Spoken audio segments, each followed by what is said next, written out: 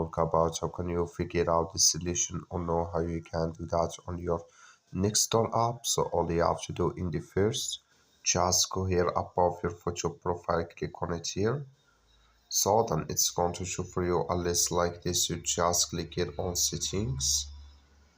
So then it's going to take you to this list. It's going to show for you like this. Click here on privacy settings here, just click on it. So then it's going to take you to next step here. Just wait in here to open with you.